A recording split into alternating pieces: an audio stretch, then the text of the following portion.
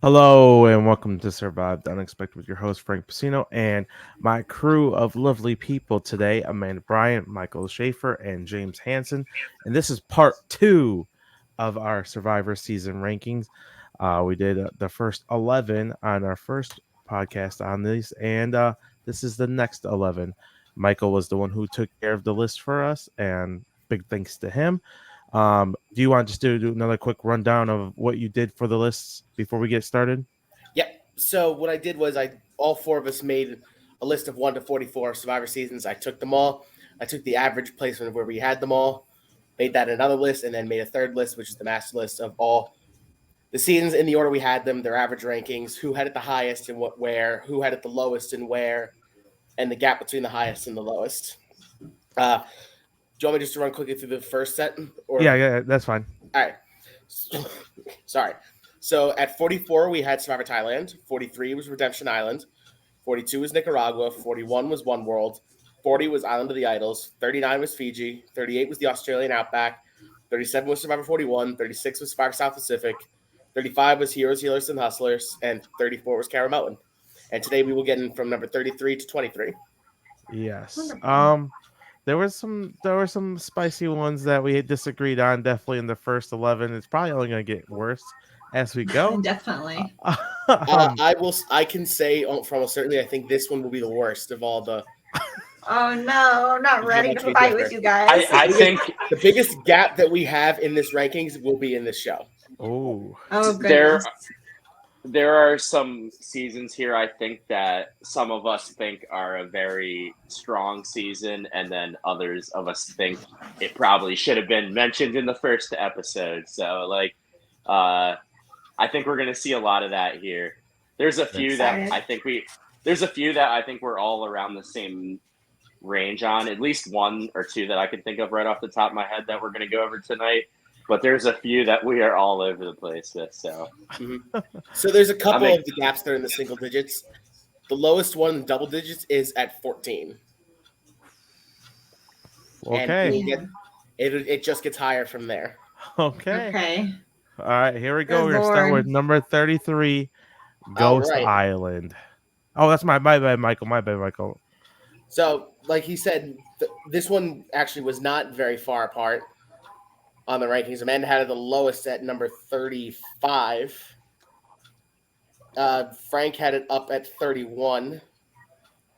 I had it up at 30. I had it the highest, and James had it at 32. It is season 36 Survivor Ghost Island. I think I gotta look up this cast. That's why I have it so low. I think it's pretty unforgettable other than Dom and Wendell. We're all pretty even on that, but I was just going to say, the fact that you said you need to look up this cast just tells you everything you need to know. The casting is very lackluster, and if you take away one of the greatest duos in Survivor and the first tie vote at the final tribal, like, this is a total dud season, and some people think that it is regardless. Like, the twist, the whole Ghost Island concept was really cool as a super fan, seeing like some of the old like cursed things come back, but it didn't really work out that well, and like this cast just didn't do it for me. No, this cast, I'm looking at it now. This cast sucked. God, this cast sucked. I just want to make another comment because I know I had it the highest out of all of us, and I agree mostly with what James said. I don't think this is a great season, but just watching it, the most enjoyment I got out of this season was watching the Ghost Island twist with all these past idols and advantages that they're coming up. Stuff that we've seen in Survivor history, like, oh, the fucking stick, that's an idol now. Eric's immunity necklace that he gave away at the final 5, that's an idol now. One of James's 2 idols that he got voted out with. Like, it's just, as like James said, as super fans, watching all that stuff come back into play is awesome. But the problem is the season still sucks because outside of what Michael making a few plays, there's nothing outside of Dom and Wendell in this season. No. And I think the Ghost Island twist itself would have worked better on a returning season. I agree. Me too. Agree. Because I feel like with some of these players who are recruits and don't really have the love of Survivor like some of us do, or some of the returning players would, especially if it was their advantage or their idol that got brought back into the game. I feel like it would have been much better if there was more like fanfare around that and not just, oh, hey, this is cool. And some of those fucking people could have not known. Like Chris, when he gets JT's idol on Ghost Island, probably has no idea who the fuck JT is. Yeah. So here's a pitch for you. Instead of having Ghost Island be here, take the cast of Edge and put them on Ghost Island. I think it would have worked way better. See, and I think Edge is. Yeah, I think Edge is. We'll get to that. We'll get to that. But yeah. I'm saying like a cast like that where the theme of the Edge isn't very good. I didn't enjoy the theme, but put them in the Ghost Island theme. I think it would have been an all-time season with that cast, in my opinion. It's cool to see. Maybe it just flopped because I said this cast really just didn't jump at all. I did like.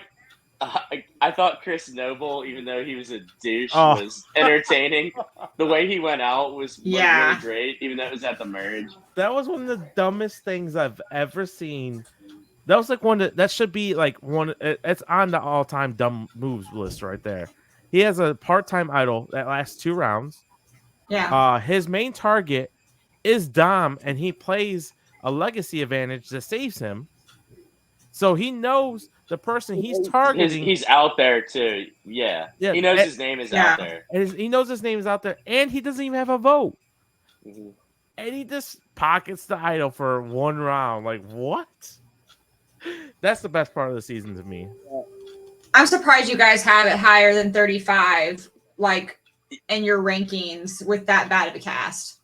Yeah, I just like Dom and Wendell so much, especially Dom. And I think Dom was robbed. I truly do. I think he played such a great game. Like, I think he was great. He's one of my all-time favorite non-winners. Look.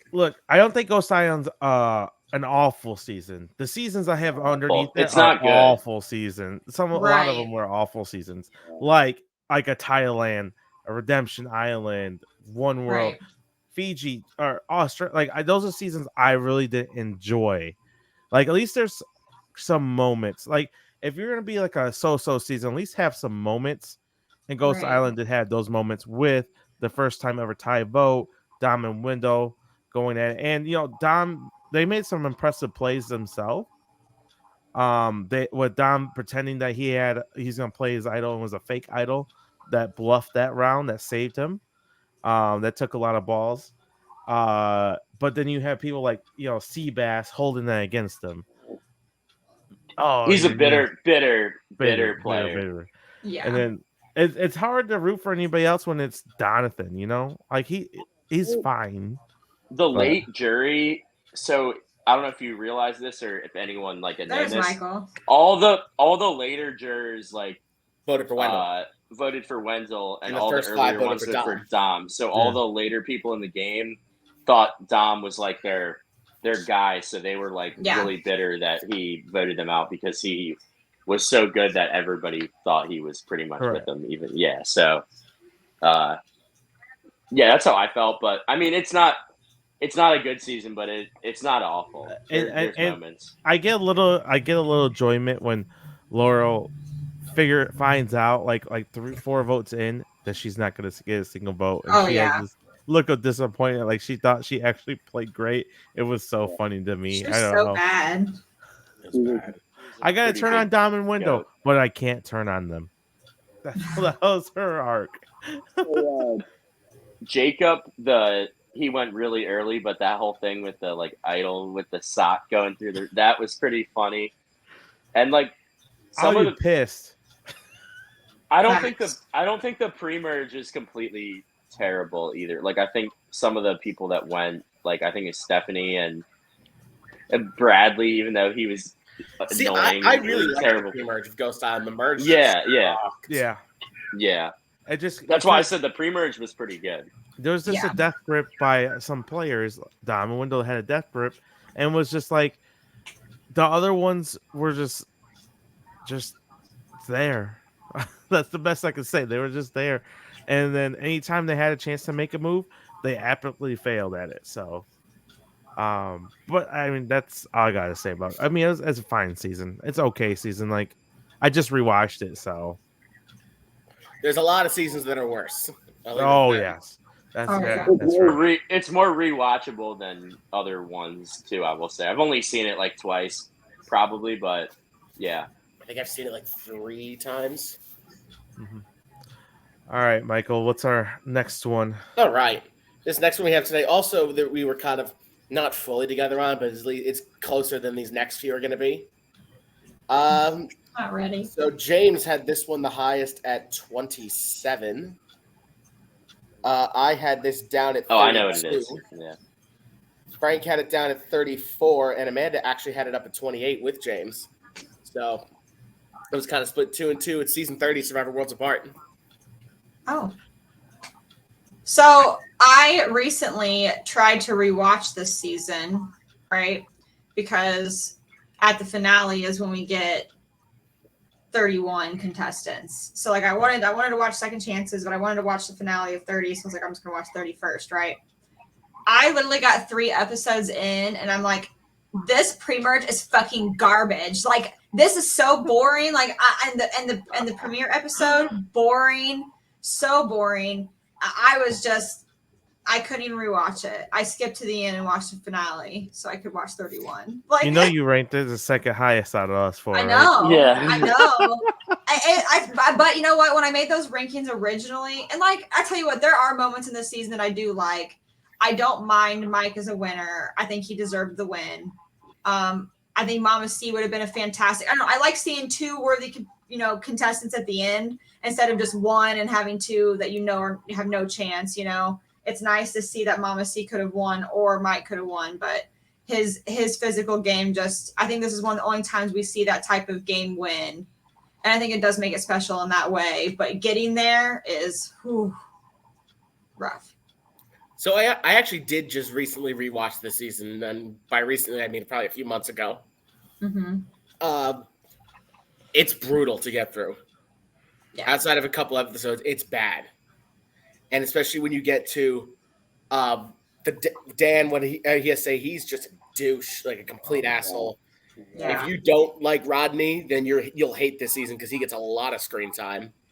Then you also have Will, the whole Will and Shireen stuff. I couldn't stand either one of them. It's just there wasn't many likable people or people you wanted to root for on that season besides Mike. And even then, like I wasn't really that big of a fan of Mike. And towards the end of the game, I thought Carolyn should have won. I thought Mike didn't deserve it. But clearly the jury thought differently. Yeah. So this is my thing. Dan is a piece of shit. I'm not gonna beat around the bush with it. Listen to his comments and like if he changed, it's been a long time. I highly doubt that man changed, but if he did, for you, man, I wish you the best. Hold on. Sorry, I'm cutting you off here, Frank. Remember during the reunion? Oh yeah. Yes, when he tries to deny it and say that the show edited it, and Jeff goes, "Hold up, here's the live raw footage of this shit. You absolutely said it, absolutely out of the blue with no context." And then he still tried to argue it. Yeah. And but he's sexist. He was rude. Like Dan was just not it. And then he had this self. And then Will was just as bad as Dan, I think, too. I didn't like Will at all. See, I thought Will was not Will. I thought Dan was worse because it was multiple times with Dan and with everybody, not just Will. Will was just with Shireen mainly. Yeah, and Shireen was kind of like Mike. Yeah, I wasn't the biggest fan of Shireen either. Me either. I'm not a Shireen fan.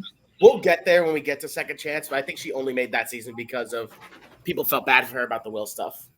Oh, for sure. I had this the highest, so I will say like my positives. There is a lot of unlikable people, I will say. However, I think Rodney was great. I think he was entertaining as hell. Hell yeah! I think he actually played a good game where apparently the jury loved him. Like he had a good chance to win if he got to the end. Right. And he had a lot of control in that game, and except for the rounds where, I mean, Mike just kept winning immunities and had the one correct idol play, which I believe sent Tyler or Dan home. That's it, Tyler home. So Tyler home at 7, and then Dan went home at 6. Who got 5th place? I'm trying to think. Sierra Don Thomas. So there, Yeah, she wouldn't have been great she's either. she's such a. I mean, I liked character. Jen. There were some good idol plays this season in the post merge. Like, Yeah. Jen's idol play was great. And then one of Mike's idol plays was great. I'm not the biggest Mike fan, but like Amanda said, I'm a lot.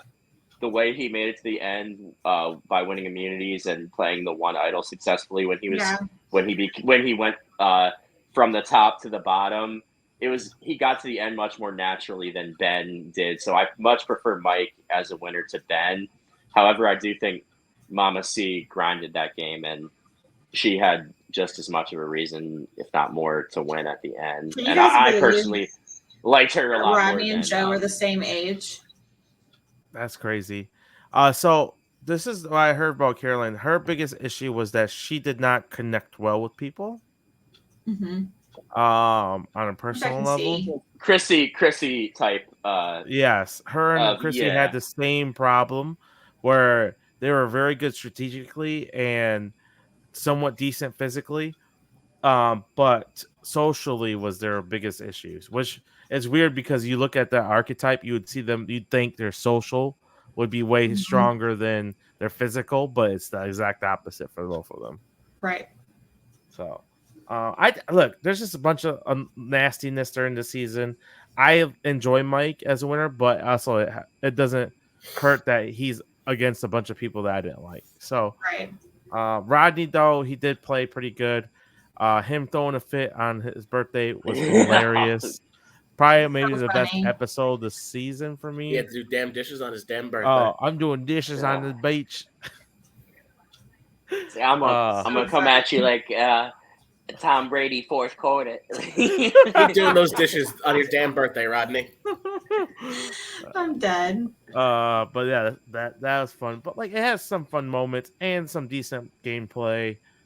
At times, it's just some of the nastiness. Just like I just rewatched it a couple months ago too, Michael, and I just there's some moments that help keep it from the very bottom for me. But it's a darker season. And like there's not a lot of people to root for. But like some of them, if it's not too dark, like besides the really couple like nasty like personal moments. That if you can look past those couple things that aren't as bad as it is in Island of the Idols, not nearly that bad.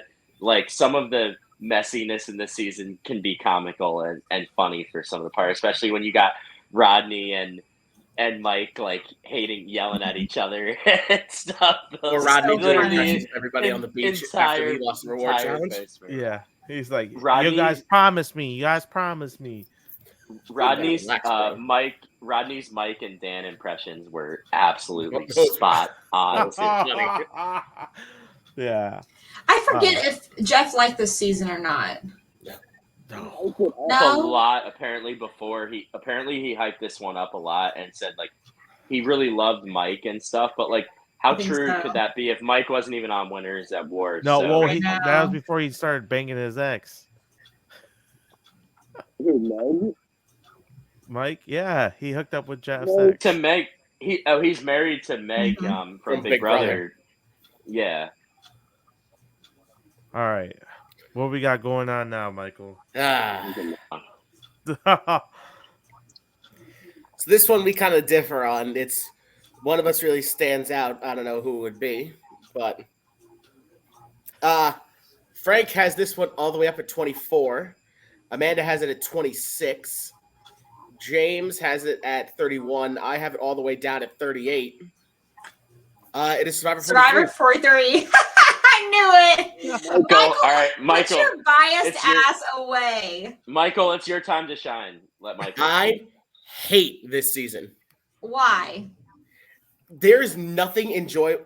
Take Jesse out of it. There's nothing enjoyable about this season at all. I disagree. Like just to me, there's a little over the top. Take Jesse out. There's no good players. There's nothing funny happening. Like you can, to me, there's no good TV besides getting to watch him play. And he doesn't even get to the end and win. Like there's nothing positive about this season. I don't understand how people like Frank. I don't know how he has it so high. All right. Like, it has a dog shit winner, a bad final three. I disagree. Go ahead. Agree on the winner part and the Let's final talk three about part. Mhm. And it's relatively boring, but there are its moments, and there are some. Besides Jesse, there are some other good players here. Like honestly, I have it on my list. This is worse than 41. See, okay, listen. No. We have Carla, which was really good in the pre-merge. She had a Who lot tagged of herself at the episodes. end and made her unlikable. Yeah, but she had some good moments in the Most of the second post season. merge too. Yeah, Cody. Yeah. I really enjoyed Cody. I agree. Boring as all hell. I really enjoyed Sammy. I Mhm. thought he was a fun addition to the season. I Unexpected. enjoyed him, Douche. and He was I definitely picked him from a fantasy unexpected. draft. He did better, so I was Noelle was on the Okay. season. Noelle. I like Noelle. She was just hot. Yes. No, Noelle was great. And then Yeah, She, was had fantastic. she was the best story out there. But I mean, Seeing Janine just get her ass handed to her, to her left and man, right. was so good. It was so just good like- to watch. And James If Noelle completely didn't- fucking up his knowledge, his power. Oh man, so funny. Let me hold on. Kind Hold of on. bold here. Hold up. Hold on. I threw out Ellie's name out there because I wanted Ellie's name out there. Mm-hmm. I enjoyed this season. Listen, some of the best moments of the season were Jesse explained the blind side. That was such a fun episode. Him breaking down the blind side, and him orchestrating that whole move. That was such a fun episode. And of course, the Cody move. Like we Yeah. haven't seen besides Sophie and 40. Can you name a move that was like, wow, I can't believe that happened? That was pretty good that he pulled that off. Yes, and it's maybe since David versus Goliath. Probably we've seen the whole the John blind side. Yeah. We haven't seen a move like that. Like I can't believe that happened. Like no one expected him to stole do it. Idol, used it, flushed another idol, still pocketed an idol, and then voted out his number one ally. Which I understand why he did it. If fire making wasn't there, that probably wouldn't have happened. But knowing that if he kept Cody around and gave him his idol, he's pretty much guaranteed fire. And from what the jury was saying, Cody was going to win over Jesse. So I just love those. Like, look, I thought it was decent. Or never. There's hardly anyone where every episode's captivating. There's very few. So I go off of the moments and the highs of the season. And the highs of the season made me feel good. Gabler's not the best winner in the world. He's not the worst. The final three was really pretty bad. But there were some fun moments, fun characters, players I would love to see play again. So I really enjoyed this season. Go ahead. Ask Amanda. Okay, listen. I like Gabler. I do not think he's an amazing winner. Okay, I don't think he's an amazing top tier winner. I definitely think that where I have him ranked, the season ranked is also ranking fitting for him as a winner. I think he's a bottom 25% winner. I don't think he's completely like didn't know what he was doing. I think he played a certain way. We don't see that type of game very often. And I think that he took people not taking him very seriously to his advantage, but not in a way of like, I don't know, not in a bad way. So like, I don't know. I think if I were to rewatch, because I've only seen 43 once, I think all of us have only seen 43 once. If I were to rewatch it again, I think I would enjoy it on a rewatch, seeing Gabler play his game. I think that Jesse is fantastic. I think that did Jesse vote for him to win? Yeah. Who was the one vote for James? Oh, I forgot about James. James stinks. James. Yeah, stinks. James. I wasn't a fan of him. Completely beefed his knowledge, his power. But I don't know. I didn't think it was that bad. I definitely think Gabler deserved the win over Cassidy. And I definitely think I think that Cassidy should have been a third placer instead of Owen, but that's a different story. Why? Owen did nothing but fail the whole season. Owen was terrible. I like an underdog. I like an underdog. And I feel like he gave effort and tried. I feel like Cassidy failed. What did Cassidy do? She at least voted correctly. I don't think Owen ever So, did. yeah. I guess. I- But just because you vote the wrong way doesn't mean you get evicted. Evicted like a big brother. Yeah, but so You're still. That means it still doesn't mean you're playing a good game. no. Yeah. Owen probably played the worst new school game in the final three out of everybody else. He was so lost all the time. Maybe besides Romeo. No, Yeah, at least he Romeo definitely was a beats part of a Romeo. couple moves. I don't think Owen ever was. I don't know. I have to rewatch it. All right. I'll just go like minute. I didn't get to talk much. A minute Yeah. like on this season, I guess. I mean, it's okay. It's a lot better than 41, I think, and then not as good as the other two. At least on like 41 and 42, we didn't have that many ridiculous like twists and advantages. Like 43 and 44 were a little bit more natural in that regard. This season also showed me that you can watch maybe 7 or 8 episodes and declare that someone has a 0% chance of winning the game, and then be completely bamboozled by the edit, and somehow that person ends up winning the game. Because that's what happened to me. I thought Gabler had a 0% chance. So maybe like I love Gabler as a person, like, but I just didn't see it from his game. So like I want to know why we didn't really totally see that, because it was another new school season where it really had me confused as to what we just saw. Like if you rewatch it, I think we would see Gabler from what, because didn't Rap have this issue where like Rob was like, I have to, like, I don't understand their edit, and he rewatched it and did a podcast on it about Gabler's story, and he was like, I totally get it now. I totally understand the edit for him now. Yeah, so that's funny. You think I'll rewatch the season? Maybe on the rewatch, yeah. But I also go into Jesse real quick. I think Jesse's the best new school player. I think he's played the best game out of any of the winners, out of any of the non-winners. If he could have just made a damn fire, like it's a shame. But Jesse, I loved seeing his game here. So that alone, like combined with like Frank said, there are highs. The highs are high, and like watching it just week to week, like there were some boring episodes, but I think if we were to watch it all the way through, it wouldn't be as bad because of that. Yeah. I will say, had Jesse won, this probably bumps up about 10 spots. I think if Jesse would have won, it would have bumped up. It would have definitely bumped up for me. Look, it's just there's very few moments in Survivor where it makes you feel like, oh my God, I can't believe that just happened. To me, there's only a handful, especially in the last 10 seasons.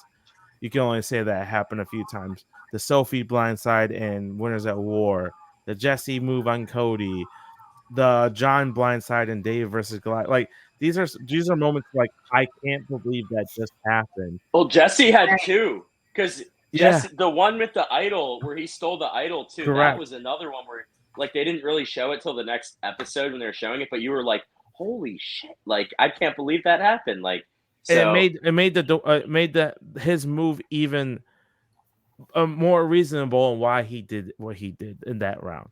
So but yeah, I don't know. Jesse's one of my favorite recent players for sure.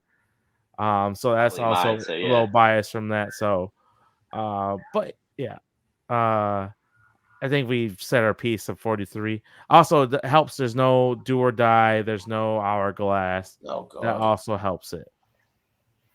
But it's also weird, but when you watch back, remember they do mergatory at 13, so it's two people who technically make merge who don't make jury. Yeah, which I cannot stand. Big pet peeve. Yeah, one more thing, like I said, I was gonna say this before, and then Frank kept going, and I was gonna get off. This is my really hot take. It's like if Noelle didn't have one leg, she would have been the best social player out there and could have gotten all the way to the end and played this great game. It's just they were never going to let the girl with one leg get to the end of the game. But I think Noelle was great. Could you imagine if Big Brother and Survivor both had a one-legged winner? Well, to be fair, the one-legged winner was Big Brother one. Gifted, that don't really count. He Big Brother. Given the money. It's not really Big Brother. Yeah, that was a different show. It just had All Big right. Brother attached to it. what is next? Where did you guys go? Can you guys hear me? Yep.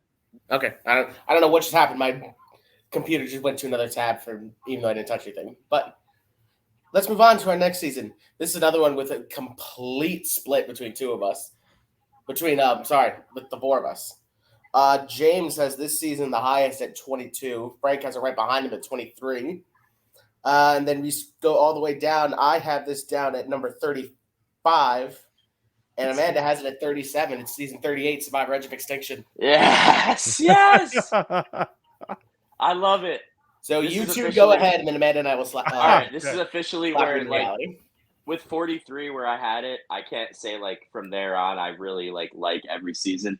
Having this at 22, I really like this season. If you take the twist and the winner away, there's so much to like about it. Every week was a ride. Pretty much every episode. And I think, as Frank has said, it's about the journey and not the destination. It's just terrible. This season gave us the Edge, which is just a terrible concept, and then it literally played out exactly in favor of the twist, and that really had a lot of people questioning, is this the show that I've always watched? If this stuff can happen now, and I think that automatically has to bring it down some, and that's probably why I have it all the way down at 22. But the unpredictability and the gameplay this season was excellent. There was a lot of strategy. There was a lot of moves being made. The people were playing hard. Mm-hmm. I like to say this is what I'm thinking. Edge is like the bigger brother of Gabon, where Gabon's a mess with a bunch of bad players. Edge is a mess with a bunch of decent to good players. It's a lot of fun. Look, the first time I watched it, if you would have asked me where I ranked this season, it would have been towards the bottom. The rewatch is where I changed my mind on it, because the winner does leave a really bad taste in your mouth, especially if you only watched it one time. Oh my, what did I just waste 2 months watching this show for this dude? I don't even know his name. Won the season. That's how I felt at the time. I was very upset. I was very I couldn't even remember his name because he was barely there.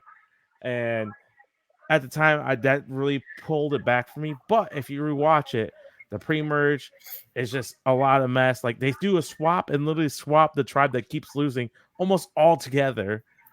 And it's just wow. Just if the Edge would have stopped at merge, I think this season would have been a lot better. Also coming in at 6 with an idol is a fucking joke. Excuse my language, but that is a joke. But there's a lot of great characters, a lot of people I would love to see play again.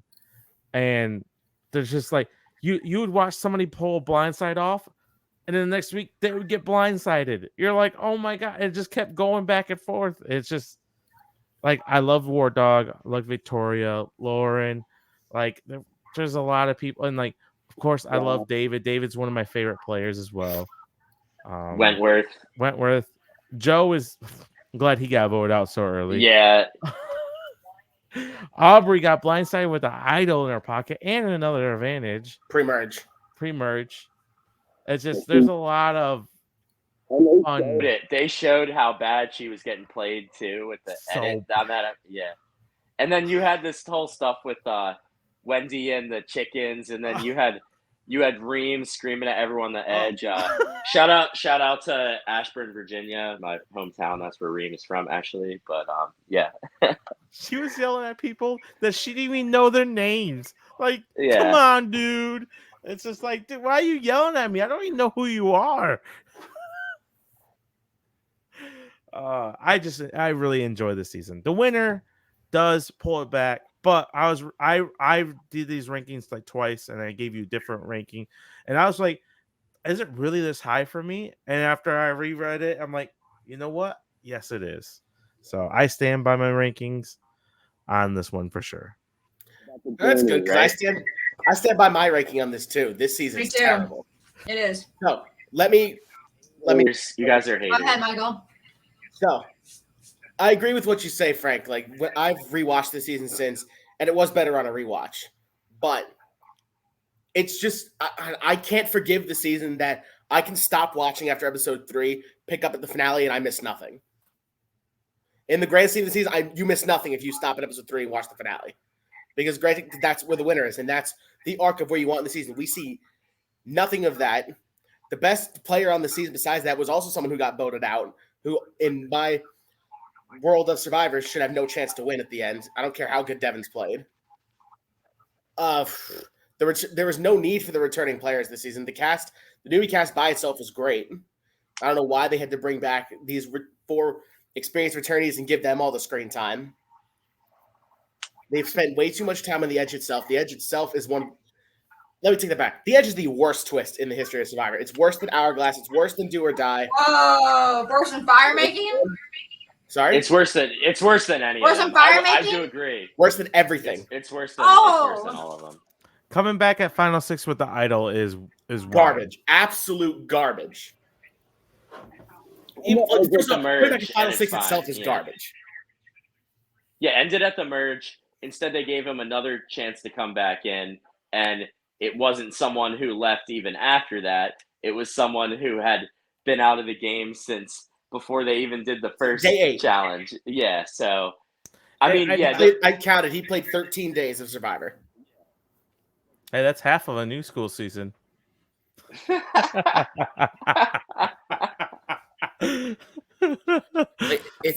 is good moments in this season. Some of the moves are really good. Like I like the cast, but I don't know. Like there's no forgiving that with the twist and the twist coming out with the worst winner in the history of Survivor. I think what brings it down for me is bad winner. Obviously, I remember watching the season and enjoying it until the winner was revealed, and then I was just really disappointed. So I definitely remember that feeling. I went to this season one time. I hated Wentworth this season. I thought she was a completely sassy, cocky bitch. I'm just going to be honest. I thought she was. I thought that she thought her shit didn't stink, and she played like it. And I just hated that from her. I really enjoyed her 2 other games. And with Aubrey, obviously, like Aubrey should not have come back a 3rd time. Like I just think the returner choices for this season were very questionable and shouldn't have been done. There was plenty of other opportunities to have other people come back for this season other than those 4. So I think the only one I'm disappointed by is David. They wasted David on a season like this. He should have been it just wasn't good. Yeah, it just wasn't a good choice for returners. Like, and this cast was not for David. You know, David would have been so much better on a full returnee cast. Correct. Versus the one they put him on. So it's just I think that brings it down for me. Is just the returners performed poorly in my opinion. Let's not forget that Wentworth chose for Chris to win. You know, so it's just like I don't know. So I think it just brings it down. I think the finish really brings it down for me. It really does. And there's not a lot of Survivor seasons that I feel that way. I like a lot of Survivor winners. I like a lot of Survivor games. I actually like how Chris, played the fire to his advantage because it means he did fucking something. He did something. He sent himself to fire to beat somebody because he knew that his game wasn't worth shit. And I appreciate him doing something different and doing something for himself to get him, at least some notoriety, but it wasn't enough to win the game. It at least was enough for him to try and for him to maybe deserve a spot at the end right there, but maybe not to win. And I appreciate that different twist on Survivor, that someone took the game and molded it in their own way and made something out of it. But that's the only reason why I even have it as high as what I do. And I literally have it in the bottom 10. So one question: how did you guys feel if Gavin was the one who won instead of Chris? Goes up about probably to number 15 for me. That's how high I feel. Who is the other person? And I don't even like Gavin. All right, Easily. so say Gavin wins and the jury goes to final tribal, and I think the new format doesn't help something like this either because it kind of ends up being like a gang mentality, of how the jury feels about certain players and stuff. And I think that gave Chris a lot of traction, along with him being on the edge and being able to build the friendships without having to strategize, which is another just flaw of the twist. I think if the jury had gone in there and just said, what any of us would say. Like, I'm sorry, Chris, you did exactly what you had to do, but I cannot vote for somebody that got voted out of the game as third boot and came back with 6 people left and is trying to argue that they should have won the game. If people on the jury had really struck that hard and said that and really kind of took a side swipe at production and the twist along with it, I think people would think even more highly of this. But I think that the production and the winner like kind of more just embraces the twist, and that makes it worse for sure. Because Yeah, you have Chris is parading around how great the Edge of Extinction is and how much he loves it and how it's an amazing twist and thinks to help Survivor. Fuck off. No. Yeah. And Chris is the worst winner by default. Like, I will say that. Yeah, if you get voted out, you're the worst winner by default. I'm very excited to see him play the challenge. I'm not. Very excited to see him play the challenge, to see how he's going to play, if he gets, because like I just want to see if he can play well longer than when he got voted out. Right. I do think if the Edge ends at the merge, the season is up a lot higher. I think even if Devins came back and won, he was only out I think 1 round. Doesn't matter to me. So that's more forgivable than Chris. That's what I'm saying. Yeah, it's still like it has a huge asterisk that he's voted out, but at least he played almost the whole game. Like whereas Chris didn't really have to play the game until like the end game really, and he had an idol in his pocket when he came back in. Right. I get what you're saying, but I would talk to you guys about this the other day. Like there's not a chance on earth if I was on the jury and Devin's sitting at the end, he's getting my vote. Not a chance.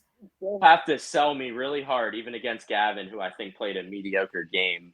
But just for the fact that he was voted out. But I said I give him a lot more of a chance because he played I think Gavin was pretty hurt. Much the whole game. I think Gavin was hurt by the flashy plays, and he did not play the flashy plays. But that's also why he was there at the end.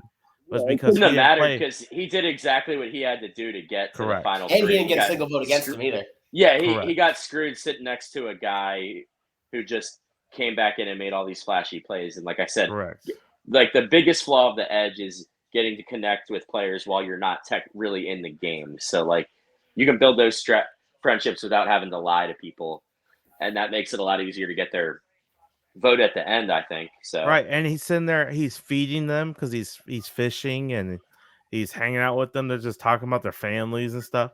Or hardly talking about the game. He definitely had a huge advantage. But I think we said our piece on Edge. Let's move on. Lord help us when we get to Winners at War.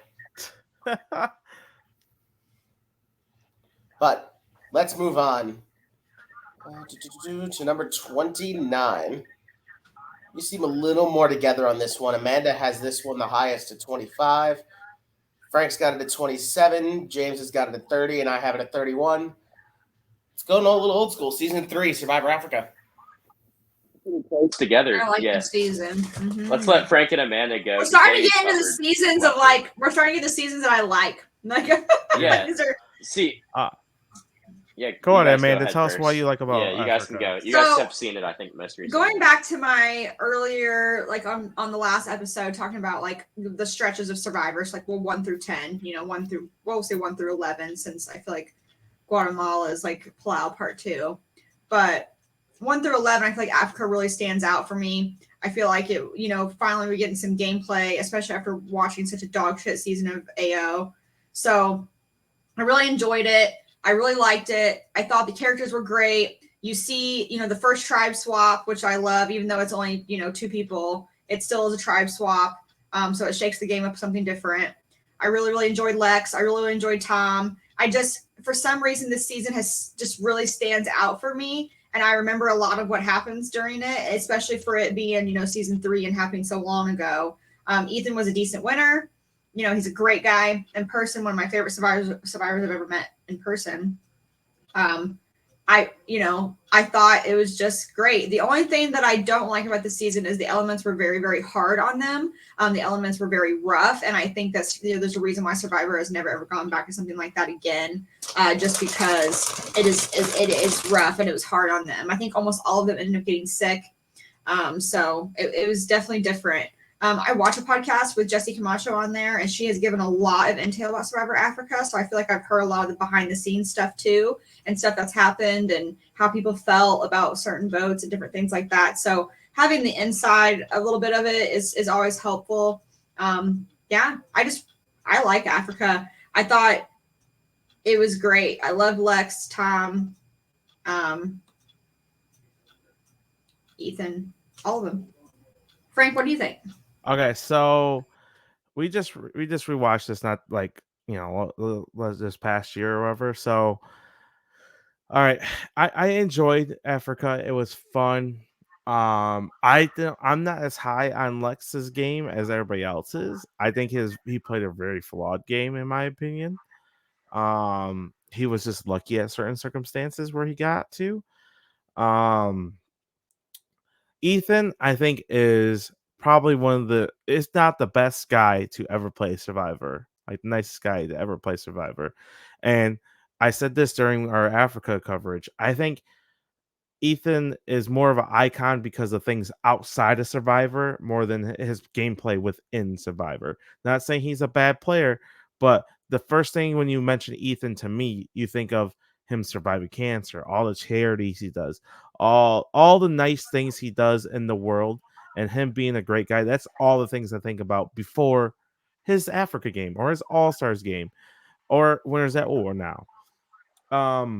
Not saying he's a bad player, but I'm just saying that's what makes him probably an icon in the Survivor community is more of the things outside of Survivor. But yeah, like you had some fun moments with them getting the toilet and Tom freaking out. That was funny. Yeah, a couple blindsides, big moves, and dumb plays here or there. And you get to see a lot of animals, Africa. So they'd had to deal with a lot of animals. That would be scary, sleeping on the ground while there's a tiger right outside your camp. I would probably shit bricks. Not gonna lie. I don't even know if I could sleep knowing there's a lion staring at me. But like it has a lot of fun elements to it. There's not a lot of nastiness, so it's like there's no like bitter taste watching the season. I think it's just a fine, good season Survivor. Yeah, I mean, it's old school to a T, of course. You do love that we got the first swap. Like Amanda said, it was only 2 people, but having the game change up like that was something we hadn't saw before, so it was pretty cool. There are some great characters on this season that all make it very far, especially like you said, Lex, Ethan, and Tom. And I will say, like Ethan, although he might have not played the flashiest game, he might not be like the best winner. He positioned himself perfectly to be like the number 2 guy, and like I think that type of game would still play now because like if you get towards the end, like Alex is going to get taken out before you because he's a bigger type threat type of thing. So that's sort of what happened with Ethan. Like he was always going to be in a good spot to get to the end and win, I think, which I think why his game is actually pretty damn underrated. And yeah, I mean, there's not a whole lot of exciting stuff, but we do have some blindsides and some cool things like the merge vote, the stray Lex vote. You have him on like a manhunt to figure out who it was, and like it's poor innocent T-Bird the whole time. It was me, and Kelly takes the blame for it and goes home next, and she was really in the right the whole time. And yeah, I'm not like the biggest Lex fan, but he's a great character and he's a good player too. That round he really I think he's arrogant. Home. That round he really should have went home. He really should have. Yeah, definitely. And I liked Kelly too. I wish she would have gotten a second chance. Kelly was great. I love T-Bird too. T-Bird are both great. I still don't know how T-Bird didn't end up on second chance. Because they want to pick Shireen instead. Bullshit. And All right, I mean, the location. One more thing about the location. Like Amanda said, it took a lot of energy out of them, which I think took a little bit away from the season. But just seeing Africa and stuff was so cool as a viewer. Yeah, I mean, I really don't have much left to say on this season. I think you guys kind of covered it all. I know I had it the lowest, but it's really just it's nothing against the season. I think it's like the perfect epitome old school season. Like there's enough strategy, but not too much. I do wonder how the future of Survivor changes if Lex does get to the end and win. Because if when Ethan won, it's like, okay, the good guy can win this game. Like just the nice young kid who's out there to have an adventure can win, not Lex who's out there playing really hard. And like that's just my view of it. I'm not discrediting Ethan or saying he's a bad player or anything, but I do wonder if the long stretch of Survivor changes if Ethan does not win this season. And I say that you say that for early seasons, like if Kelly beats Richard, if Colby beats Tina, like how does the future of Survivor change with that? And See, I feel like the nice person did win with Australian Outback, and then we got it again in Africa. Because I feel like if Colby would have won Australian Outback, he was nice, like, but he also was a hard player, like you're saying. Where like kind of like what Lex is, where I feel like Ethan and Tina were kind of the more nicer, more well-rounded people that won. But I think I agree with you. I think that does shape Survivor the way it is. all right. Africa's a fun season. It's a like perfect middle ground season. It's not great, but it's not by far bad. It's not awful. No. Like I would go back and watch Africa again. Yeah. Like, a lot of these players are on a lot of these players are on All Stars. Mm-hmm. Or just three of them. The three of them, right? It was. I will say one thing. I mean, three out of a 16 person cast. It's pretty good. Yeah. True. I will say one more thing. Like they needed to change it, and I think they did after this season. You guys can maybe correct me if I'm wrong. If it was a tie vote, they would send the person home with the previous who had the most previous. I think they changed it after Australian Outback. No, it was like that this season. It was they did it this they season. Changed it to Marquesas because Marquesas was the first season You're of right. Double Rock. You're right. Mm-hmm. Yeah. So I'm so glad they did that, and maybe this season when it happened again, they realized that was flawed because that was something they had to figure out, and they did. But that was so bad. dumb. It's so remember on the first tie vote they had, I forget who it was between, but it was a tie. There was a tie in the revote, and there was no previous votes to go back to. So they went to a nature trivia challenge. Oh, that wasn't. Who was going home? That should have been right there. But probably got them to change their mind to go to the Rock. Yeah, that was so bad, and it was just like you read a book. We told you to read a book before you got here. Who read it? All right, what's on our next one, Michael? All right, let's move on. I was feeling we're going to bounce into new school now or something. Like we're going back and forth. We're staying old school with this next one. Oh, we are. Great. Mm-hmm. Next surprise how varying this one is. Frank, you have it the highest at 19. I have this at 24. Right, 24. Yes. James, you have it at 29. And Amanda has the lowest at 33. It's season 1, Survivor Borneo. Wow, Frank, you have a 19th. Jesus. Should we let you start? Sure, I'll go. Look, this is I love trashy reality TV, and that's what Borneo is. Borneo is the trashy reality version of Survivor. Okay, we have Mr. Incest on the season. We have the old man talking badly about gays. We have the young people that just want to have sex, and it's not if you're watching for gameplay, Borneo is not where it's at. You're not looking at Borneo and looking at gameplay. I'm looking at Borneo and be like, man, this season's so fucking nuts. It's so fun. It made me laugh so many times. Yeah. And there were some good strategy moments. There were some good strategy moments by only a few, but there were some moments. It just made me laugh. Jervis is nuts. They're eating rats, and It's just they have to pick their reward. Like I forgot all about that until I rewatched it. I was like, oh my god, like they're literally just picking what they negotiated for a bigger reward. I don't think that would ever work now. No. But yeah, look, it just made me laugh. I had a good time watching. Did I ever watch it and be like, man, I'm just ready to get this over with? Not really. That's why I have it so high. A lot of these seasons, like even the ones I enjoy that are in the 20s, there's some episodes where like, man, just let me turn this shit off. Like, let me skip this episode.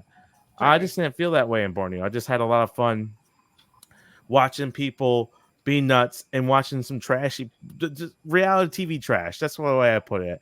And Richard Hatch was great confessional. Sue was great confessionals. I just had a good time watching it. It's the best way to put it. That was the winner we needed for the first Correct. season too, for the show to be what it has to be now. Yep. Like watching this, you have to just like I put the first 3 seasons all like I said this the last episode in a similar like category where I don't think they could properly be ranked too high or too low, so they all have to fall into like a certain tier. But I will say the casting here was great for the first season, and there are some great characters who all make it very far. And the way it's interesting to see the way that they blend with each other and gel while they're trying to figure out how to play this brand new game. So it's intriguing, like everything about it, really. But because I just love strategy so much, and they haven't really figured that totally out yet. Besides Rich, I really just can't rank it any higher. But it is enjoyable to watch for what it is. We had the revolutionary strategy, and that was the alphabet strategy. Okay, Doctor by a doctor of all people. So funny. Now, I will I say know there's going to be a Jervis- lot of people out there who say, why isn't this season number 1? Like, it's the only Survivor it is now. Get over yourself. Like, go back and rewatch this season for gameplay. You're not going to find very much. Nope. That's Like, not why I put it up there. No.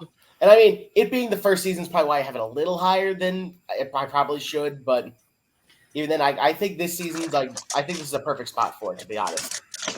Like, there's enough nostalgia there, which there's not too much gameplay, but to me, it's enough. I've seen worse gameplay in other seasons. And that's when the people are supposed to know what they're doing in future seasons. And these people who have no idea what the fuck they're supposed to do knew to do it better. Got a great first winner, which that really shaped how Survivor ended up being in the future. I personally believe if Hatch does not win this season, Survivor's not on right now. I agree. Yeah. So I think it's a shame he wasn't on Winners at War. I'm not going to get into that, but Really? You don't think so? There's too much outside stuff that prevents. Yeah, exactly. Yeah. That. Like, I would will have liked to say have seen him there, but I totally understand why they didn't want him on there. Yeah. Right. shout out to Jervis was the only one who out there who said we need to vote out Rich. He's gonna win this game. So Oh, yeah. we went through all of us, and we didn't talk about the famous, rats and snakes speech and One of the most remembering tribal councils of all time. Actually, a lot of Survivor super fans rank it as top 5 moment of Survivor of all time, and it was in the very, very first season. So I think it's overhyped, but that's just me.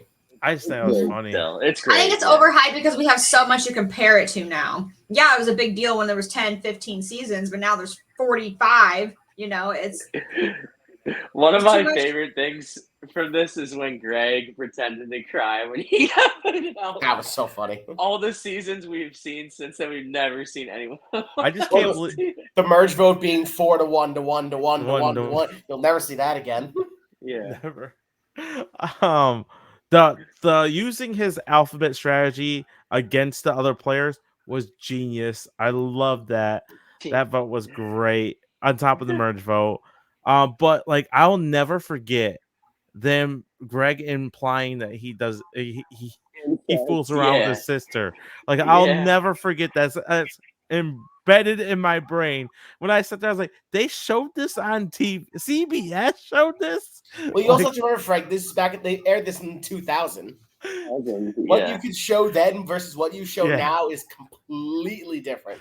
And he like winked in the camera about it. I'm like, bro, like that's not something you joke around about. Like, could you imagine if they tried to re-air Survivor Borneo now? Yeah. Look, hell no, it wouldn't air. There's a lot Jeff's of Jeff's the narrator, like in this season, like through everything too. It's not just in the challenges. It's different. It's a different watch, but like I said, it's falling in the. I think one of you said it's falling in the perfect spot because I don't think it could really be too high or too low for anybody. Mm-hmm. I remember when RHAP did their season rankings right before Second Chance started. They had this up at 5, I think. Oh no, that's crazy. That's a little high. What's his name? Dalton Ross on EW. He does the season rankings. He has this tied for first. Yeah, and I'm like, those are just like I can't. Like I watch it for enjoyment. Like I don't get like strategic enjoyment out of Borneo. No, like look, I'm not like if I moved it back to like the late 20s, mid 20s, like I'm not gonna cry about that. Like I just like I said, I just like the way it made me laugh. It was entertaining. If I was looking for strategy, I'm not turning this season on. That's just it. That's very fair. And I think we can put the season to rest now. Yes. Yeah. All right, let's move on. Get out of the old school. Are we? Huh? Are we getting out of the old school? Yes, we are. And these next few are going to be very fun to talk about. So this next one here, it is more of a new school season. It was one brought up in the last episode that someone was looking forward to talking about. Amanda has it the highest at number 20. Frank's got it right behind her at 21. I have it down at 28. James has it the lowest at 35. It is Survivor Season 34, Game Changers. Hanson, 35?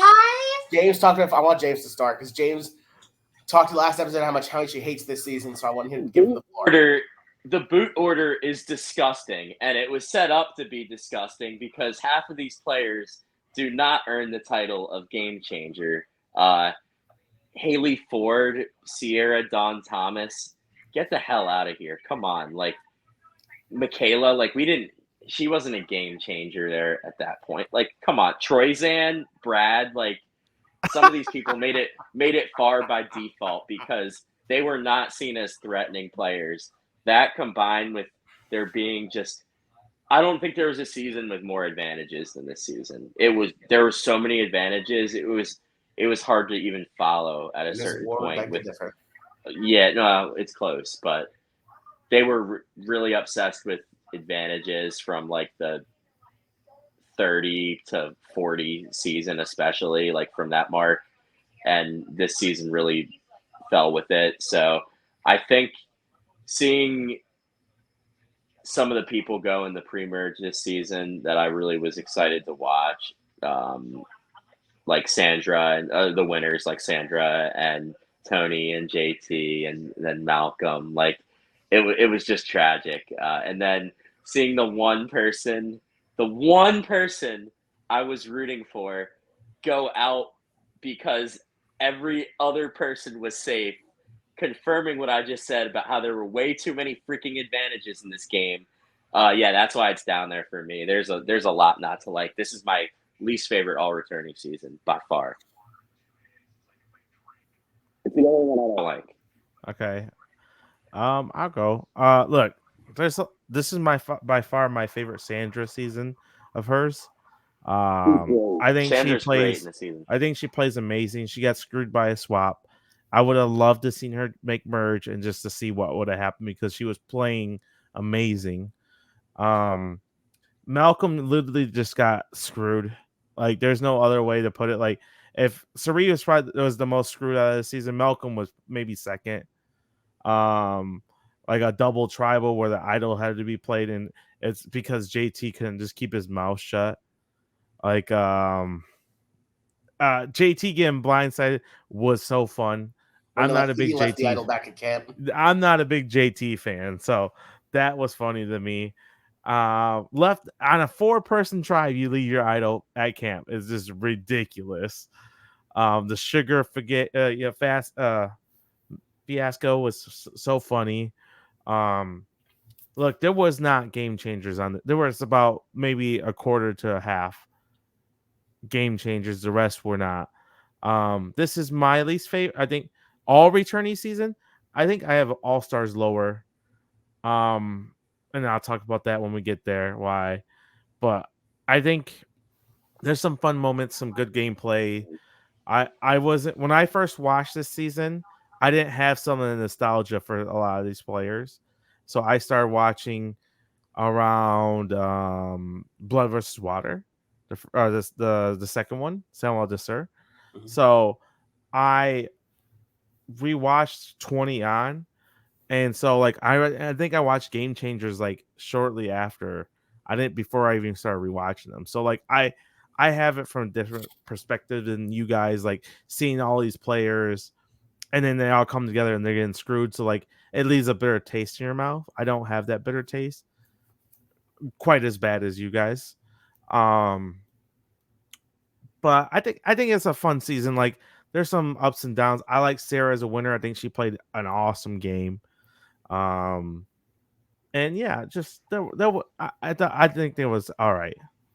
So Go I ahead, played Michael. Awesome game. I will say. I will agree with that. Awesome game from Sarah, but she wasn't a threat going in because she played horrible the first time.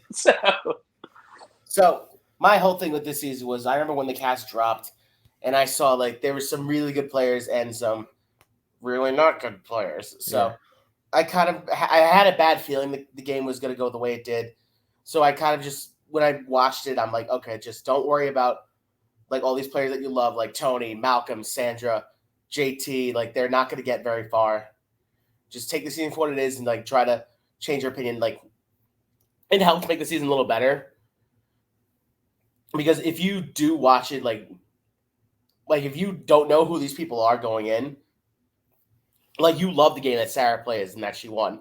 A lot of people remember didn't like it because they didn't like Sarah the first time or don't like Sarah because of other shit outside the game. But Sarah played a damn good game. Like it's to me, her wins like top 15 maybe with this season. She was awesome. But there's a lot of other stuff this season that just leaves a very bad taste in my mouth. You got Suri getting advantage now, who Suri is probably my favorite player of all time. And my first season I watched was Panama, so I do have the nostalgia with Suri. Watching her get screwed there in Micronesia, in Heroes versus Villains, and then getting to see her get screwed again when she could have won. Then you have obviously the Varner stuff. No one even brought that up yet. Oh yeah, that's gross. That was just absolutely disgusting that happened. I was going to if you didn't. Like that to me that it's not. Yeah, I can't believe I didn't even mention that. That completely tanks the season for me because it just doesn't make it enjoyable to watch. See, the one thing I he literally left right after that. It's not like a Dan situation where he lingered throughout the season. So that he got his comeuppance right away. Correct. Yeah. Correct. And they didn't leave it up to Survivor. They get out of here. But I do also think, and some people may agree with me, say may not. I feel like that affected how Zeke played the game going forward, and that part I don't like. I can see that. There's something else I was going to bring up, and I totally forgot. Beyond this season, we didn't talk about that. Oh, Debbie's so great. I love Debbie. Oh my god, I can't stand her. That's the other one. Like the bad players, you have Sierra, you have Haley, Debbie, Ty. Like these people who should not be out there. Yeah, I disagree on Ty. There and they go deep. Varner should not be on there. He played 3 times pre-merger. Yeah. Technically, he made merge. He just didn't make jury in his first game. Go ahead, Amanda. Anyway, so this is why I have it so high. Actually, I enjoy Game Changers. I thought it was a decent season to watch. If you look at this cast on paper, you enjoy it. Like, you enjoy these faces you see. You may not enjoy the way they all play together, but I think if you look at the cast on paper, it's not that bad. You wouldn't think it would be that bad. I like how they have a mix of winners, a mix of people who are new school, a mix of people who really didn't matter that much, like Caleb, that or Sierra. I like that they have a variety of different type of players on this season. I also like, obviously, Sarah's game was amazing. She's a really great winner, so that brings the season up for me. I think that Sandra was great in this season. That brings it up for me. I am an Ozzy fan, not more than other players, but even he sucked in this season, but I didn't mind watching him. I don't know. I like Ty. I like, I agree the Zeke stuff was disgusting. It should have never happened. But I will say that Varner and Zeke have reconciled, and Varner has apologized and done a lot of things for the trans community since this season. That he's educated himself, and we love someone that can man up and say that I was wrong and then learn from it. I feel like not a lot of people can do that, so I do enjoy. It was a learning moment for everybody. Aubrey was on this season. Obviously, she played this better this season than she did her next season, which we already talked about. So, and Brad, I like Brad this season. I don't know. I think it was good gameplay. I love Troy Zan, obviously one of my favorite players. I love that he made it all the way to the end, even if he didn't play that great of a game. I didn't mind it at all. I thought that Suri getting advantaged out sucked, but that's what happens when you feel like, James said, you fill the game with advantages. I overall just really like this cast in general. And I think if the season was called... I think it's good to watch. I think if the season was called terrible something different, besides Game Changers, it wouldn't be as harsh.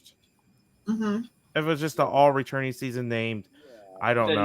The name had to be different to match like what was really going on. Because like I said, the true threats in this season were kind of just screwed from the beginning. Yeah. But I think I think Brad and Sarah, like people like that, Michaela, were able to make a big name for themselves, and play really well in this season, a lot better than their first times. But there were still the other people that stayed irrelevant, that were just pretty much wasting spots. They could have gotten other people that might have not done as great their first time with some more potential than some of the choices they had, I believe. I think so. I think that kind of weighed it down a little bit too. Mm-hmm. Also, Natalie Anderson was supposed to be on this season, but she got injured. And we had Sierra Thomas instead. Yeah. Was it Sierra? I thought it was Haley. No, Sierra. Hey, okay. You want to know something cool? They asked Rob Sesternino for this season. That would have been so fun to see him play again. He said no. He would, because he would have been. He was already deep in the podcast community at that point. Everybody knows who he is. He wouldn't have. Best case scenario, he would have been a Shield early merge boot. Then that's best case scenario, I think. Yeah. So I don't know if he wanted to go out there knowing he had absolutely no chance. Someone like him would have to play against an absolutely stacked cast from top to bottom, a Legends basically. Cast, all yeah, times he would of all have. time. It would have to be something like that. Yeah. So. Do we have anything else to say about Game Changers? No, I'd rather not talk about this season. Next. Yeah. All right. All right. Oh, no. This one will be fun. James, I think we're going to take a back seat on this one.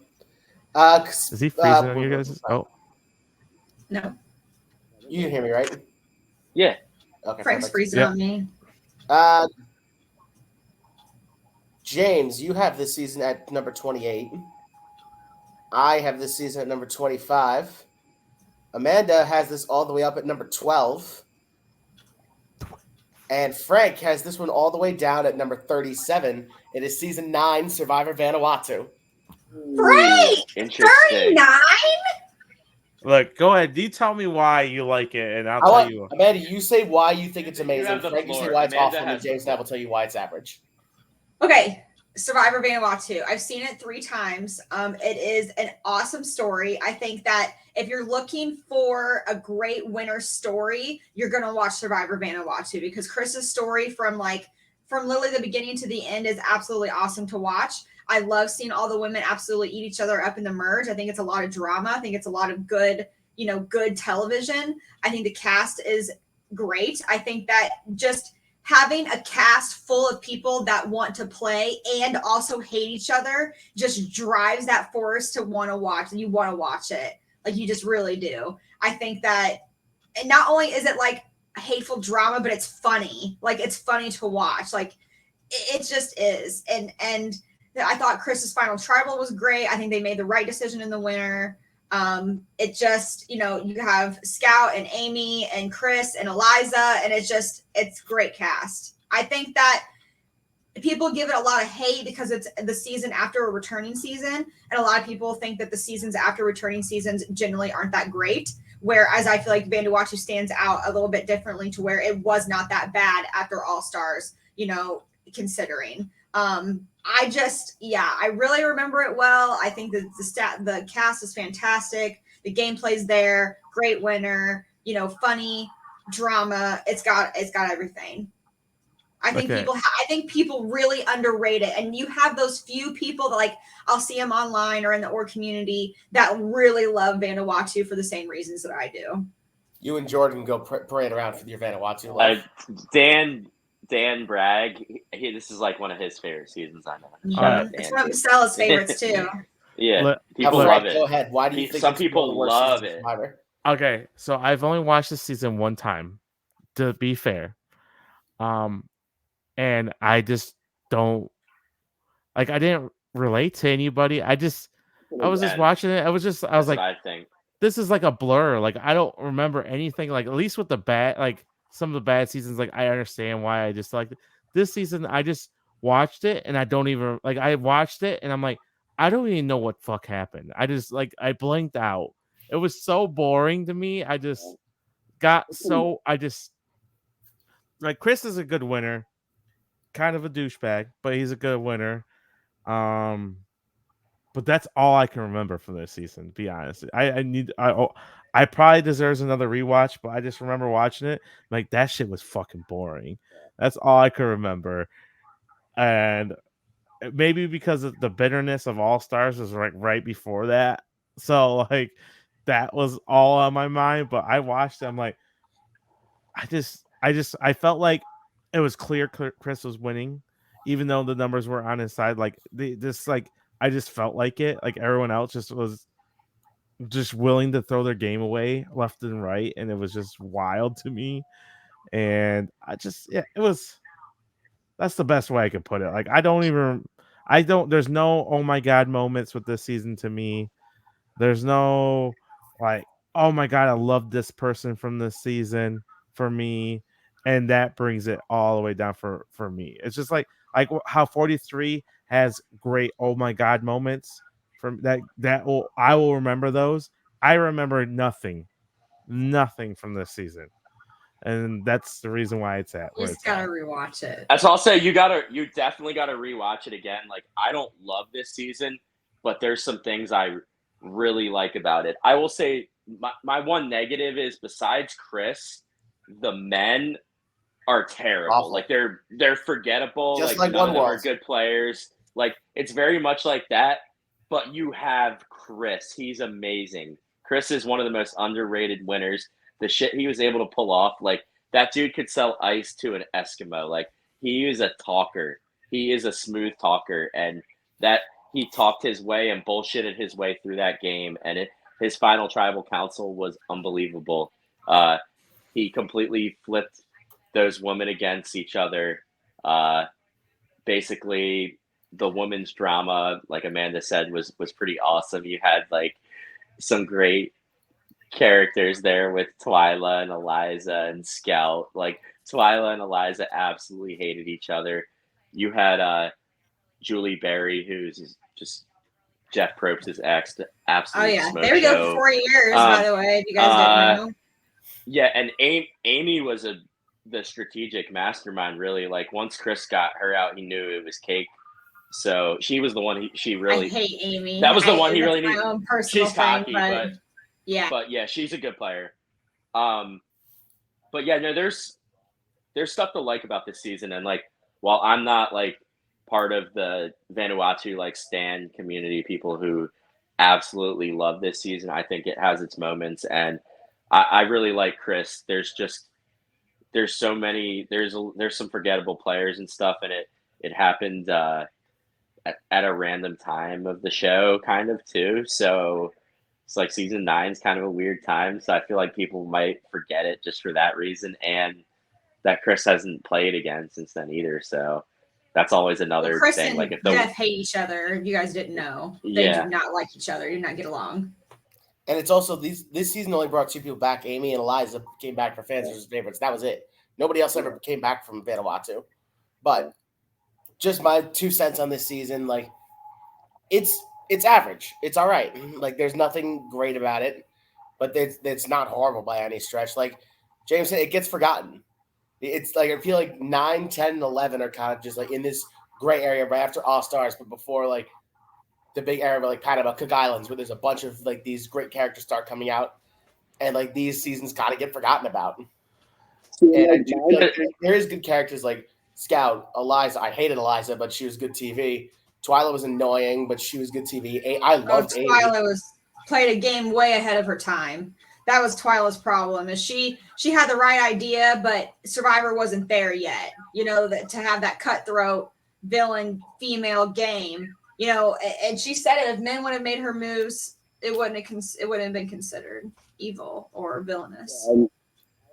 Huge nostalgia too from like season 6 to 13, and this is like the one that I don't have it from. So like, it strictly goes off of I don't with this one for some reason. Like I remember at the time, like even as a little kid, like I didn't like it as much, but like when you rewatch it, it is more. It's just it's easy to forget stuff if you only watch it the first time. Besides like the game that Chris played. Now, like, I don't know, Amanda and Michael, do you also feel that Chris is a really good winner? I do. Like I do. Oh, absolutely. Yeah, absolutely. I think he's to me, he's the only thing I really remember from this season. Like I said, my big issue with it is like there's nothing that sticks out for me. Like, oh my god, that was so good. I just felt like I watched the whole season and I just was like, well, okay, on to the next. That's the way I felt. It was very much the Final Tribal stood out Chris. to me, but Final Tribal definitely stood out, but it was definitely the storytelling of Chris of like how he was able to maneuver these women who were going against each other and keep himself out of the limelight, even though he was the only man left. You know, which was a very man versus woman game. But then when all the women get along, and whenever they get to the merge, you know, he's trying to keep himself safe, plus play a winning game, plus keep these women against each other and away from him, and he absolutely was able to do it. And I think that it's definitely he definitely probably is one of the top, easily a top winner in manipulating the merge, for sure. Like I said, he is literally like, he pulled off the bullshitting people strategy better than anybody because he bullshitted the hell out of those women. Oh, and through Final Tribal. Even bullshit through Final Tribal. Yeah. And like Frank said he's kind of a douchebag, and he is. So it's Vreeland, Chris is also just kind of the, you know, he's kind of there, you know. I'll rewatch it and I'll tell you guys if I change my mood on it, but I just remember watching it and be like, okay, next. I think this season ended up on the list right where it should. I feel like Amanda's bias would have made it too high. Frank's forgetfulness would have made it too low. I think it got it right where it belonged. It right in the right spot. Mm-hmm. All right, let's move on. 12 is wild though, Amanda. That's wild. I love it, dude. I would rewatch it a 4th time. Straight up. There's people who like it a lot more than that. Even that's like crazy Amanda to me. That's just crazy to me. Yeah. Well, Frank, just wait till we get to some more of our terrible, hot takes. Shut up. But let's move on to soon. This is probably one of my hottest takes coming up next. I think we know where we're going here. James has this the highest at number 14. That's it. Amanda's got this at 24. Frank's got it at 29, and I have it at 33. Right, 33. That is correct. It is season 8 Survivor All Stars. Baby. Go ahead, tell us why you love it. I don't have to go too much into it because it's a lot of nostalgia reasons. A lot of this is nostalgia, and I don't normally do my rankings off of that, but seeing returning players for the first time is amazing because we didn't know before that if that was ever going to happen, and it became a huge part of the show going forward. And I think like just for the whole Robin Amber thing alone, it is one of the most memorable seasons. And although it is a dark season and the jury is so bitter, and we have a lot of our favorites go really early, kind of like how I talked about with Game Changers. It still did truly feel like an all-star season to me. And I mean, Rob and Amber dominated their way through the game, and they're a huge part of Survivor history. And I said, this is a very nostalgic ranking for me, and the fact that just with how much I love that they brought returnees back for the first time, because I'm just besides Game Changers, all the returning seasons are so high on my list for the most part. All right, Michael. Why is it so low for you? I mean, the easy answer is the winner. My God. But I'll get into a little more. I'll go into a little more in depth than that. Like, I don't like how the winners got immediately targeted. It's like none of them made the merge, and poor Rob Cesternino got basically the winner target because of how big of a threat he was in his season. So he didn't really get a chance. And neither did most of the other winners, them, Colby. With his tribe. Why was his tribe just randomly thrown together? Like, his tribe is also the only tribe without a winner on it. Yeah. So he had that helped with the de facto winner target. That cut put it on his back. But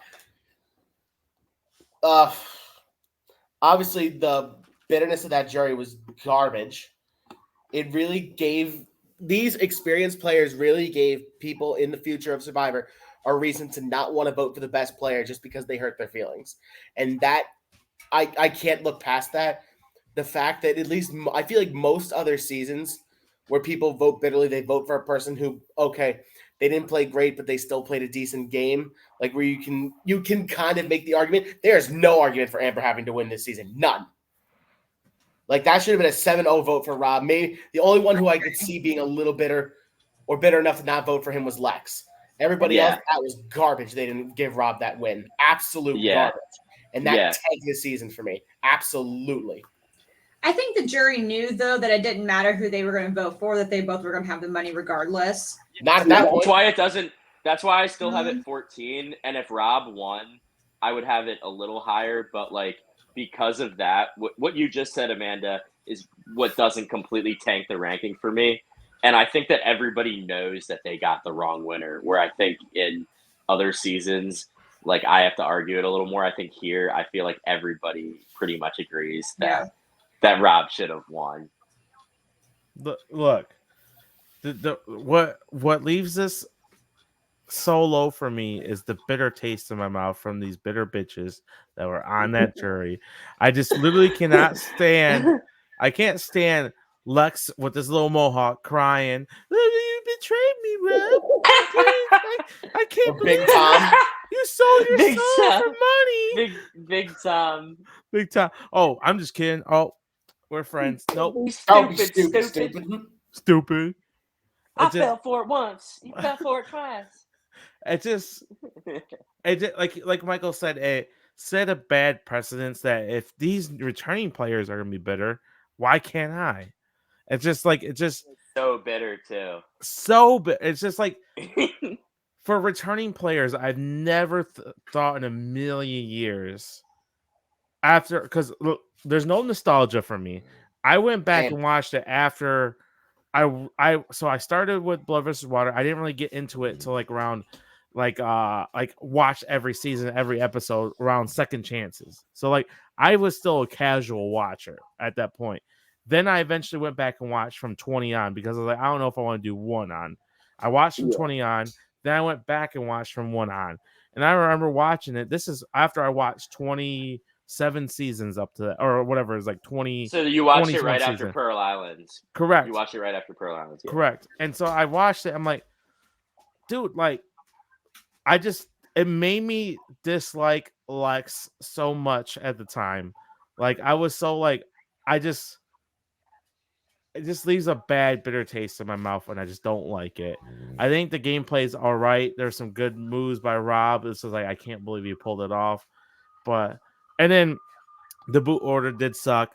Why didn't we have more of a random mix of players? Like, why is one tribe have no winners when there's multiple winners on the season? So the theory is that Rob's tribe, the Boston Rob and Cesternino's tribe, was just randomly thrown together because it was both Rob's, Amber, Big Tom, Alicia, and Sue Hawk. And it's like, You had Amber and Alicia, who were like barely all-stars. You had Sue, who was more of a character than a player. You had Rob, Boston Rob, who didn't even make the jury. And then you had Big Tom, who was more of a character than a player. It's like, who are they going to target? Who is Boston Rob going to target the first vote? Like, he's obviously going to target Rob C. Like, Rob C., he's my boy. Like, he got screwed. Yeah, he didn't really have a He chance. had no chance. No, Tina literally got off the boat, and that's all she did. Like that, she. That's the other Rudy thing. That's what I was and- saying. Like yeah. the winners and Rob, with the way this season was, they got divided. They had no chance. None. And the worst part, before I let you go to Amanda, the worst part about Lex is he did the same shit to fucking Ethan. Like Lex 2 is rounds prior, then Lex Rob is the did it biggest to him. hypocrite. Yeah. Such a fucking hypocrite. That just blows my mind. Like, you can do it, Lex, but God forbid somebody does it to you. The Holy Bible of Lex. Let me kiss your feet, Lex. That's why. I'm sorry, but like that's why it just like made me not like Lex. Is that like? So I just like it. Believing Rob too. I mean, why would you believe like it's fair game like to lie there at that point. And Definitely. I think this game showed for future returnee seasons too that like your pre-games and shit, it's not gonna matter. It's gonna matter what actually happens on the island, because from the stuff I've listened to about this season and stuff since, like there was apparently a lot of like pre-gaming and stuff going on. Like they all knew who was playing and everything. So like that's why I think feelings were so hurt too. Yeah. So it's called outwit Lex. Think about it sometime, man. Yeah. What's crazy though is like Lex did himself in, like you said. If Lex votes out Amber instead of Jerry right before the merge, Lex probably wins the season. He's in the Rob position. Mm-hmm. He did it to himself. it was a dumb move, game move too. Like it was stupid. It was a brilliant move by Boston Rob, dumb move by Lex. Yeah. All right, man. To tell us your feelings on All Stars. We are going crazy over here. So. I know it. Where do I have it ranked again, Michael? You had it at 24. Literally perfect middle. Yeah. I literally have it the perfect middle. You So Right where it's ranked. yeah, literally. So Almost. the season's okay. Like I would rewatch it again. I think the cast for this season was a good cast. I don't think they cast duds really. I think that everyone was worthy of being I there. don't have any fucking duds. Exactly. Especially for how many seasons, and they did it pretty late. You know, like Org's typically going to do All Stars at 5, but in Survivor they did it at 8. So they had plenty of people to choose from, plenty of stories to accommodate. I think that there's good strategy. I think that Boston Rob played very well. I'm not a big Boston Rob fan, but I can understand where he would deserve the win in this situation over Amber 100%. I think that Kathy was great this season. I think that Rob, huh? I said I love Kathy. Yeah, I love Kathy. Kathy's definitely one of my favorite old school players.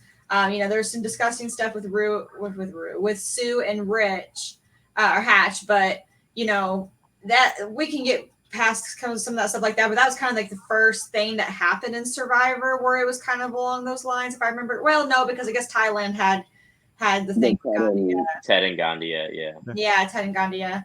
But I really wish that wouldn't have happened, because I think that Sue and Hatch could have made this season even better. If Hatch went home. Hatch got voted out that night for not even close to that reason. They got voted out because it was Richard Hatch. That's true. It was the reason Sue ended up quitting, but yeah, it's the reason why Sue Someone quit the game. Yeah. Yeah. I hate Jenna. I'm glad she went home. I don't care the reason. But I just glad that she went home. biased. Yeah, I mean, there's definitely not it's not the best returning season. I think that's what brings it down. You have seasons like Second Chances and Fans versus Favorites and Heroes versus Villains, which are all above it. And you think that All Stars would be the best because it's All Stars. But just there's some key moments I do remember, like Rupert's underground shelter and the comp where they all had to like dish out the food dishes to each other and eat from plate of steaks from like all the way down to a bowl of rice. I did like that Awesome. comp. I That was love fun to those watch. comps. I love those comps too. We They love did in that. Guatemala. They did in Guatemala too, I think. I love that comp. So I do enjoy seeing stuff like that. Yeah, I think that this season is also very nostalgic for me because this is when I was like watching Survivor like and paying attention like religiously. So like Pearl Islands and then All Stars, and I remember like watching like Amber and Rob's wedding on CBS and like the whole hype behind that, and then they did Amazing Race together, and like I remember like all of this very, very clearly. So that moment of time when I was a little girl and like watching Survivor was very vivid. So I think that brings it up for me too. Nostalgia for some reason always brings up Survivor. When you remember watching it as a kid and then watch it again as an adult, it's I don't know, for some reason it just brings it up for you. Look, I would have it about 10 spots lower if it weren't for nostalgia. Look, if anytime I can see Rupert Exactly. look like an idiot on TV, I'm okay with that. Gives me a little bit of joy. Hey, let's not forget that they gave Rupert $1 million for the season. Oh god, No reason. That is worthy of Rupert- mentioning, though. Yeah, I it's crazy. how many 4-time players is there? How many is there? There's what? Sandra, Rupert, Ozzy, Tyson. Yeah, there was a lot more after Heroes vs. Villains. Suri. What's your point, Frank? He's by far the worst one to ever return multiple times. Yeah. That's my point. Ozzy's Colby. right. Colby only played 3 times. Oh, sorry, Colby only played 3 times. Yeah, he played with Jerry every single time he played. By the way. Mm-hmm. Yeah.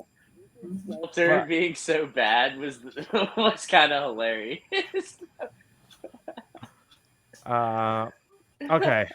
Let's go. Let's start moving. We got 2 more left. We got 2 more left. All right. Next one we have James and I both have this at the highest at number 20. Okay. Frank's got it almost right behind us at 22. Amanda has us all the way down at number 38. It's season 4, Survivor Marquesas. Oh, yeah. The old school out of the way. How Frank feels about Vanuatu is how I feel about Marquesas. I feel like it's very boring. There's not really much I remember about it except for the tie vote. So this is my question to you. When was the last time you rewatched Marquesas? We just Me and rewatched Frank it. just rewatched it. I can't believe you feel this way, Amanda. I actually really Yeah. like Marquesas. I liked it. I liked like it. this is why I went back and rewatched it. Go ahead. You guys go ahead then. I really have not much to say about this season other than I don't hardly remember it. And me and Frank literally just watched it. And I still don't even remember that much about it. It just doesn't stick out for me for some reason. So I feel like this is kind of like the birth of like Survivor strategy now. Like this is the first time you see like the people on the bottom come together and overtake the people who are in charge. Like the first power shift in Survivor. Yep. And had Thailand not been the disaster what it is, you lead this right into the Amazon and you can see the progression of strategy. I feel like some of the characters are good. Like I love Kathy. It's the start of Boston Rob. Sean Rector, the fact that he has not played Survivor again is a crime. Absolute crime. And then obviously you have the controversial rock draw at Final Four, which I know that was just the brand new tiebreaker rule, but it was ridiculous that they put that at Final Four. But overall, like this season, I think it's pretty good. I think it stands out and above the other first 5 seasons. Yeah, I really like Kathy. I think she's a great player. I think Pasipia is a fine winner. I do love the power shift that like you would never like. That was the first time up to that point we've seen that. And it couldn't happen. Like Survivor did such a great editing trick, like going into that because I watched the episodes back to back. So they show it.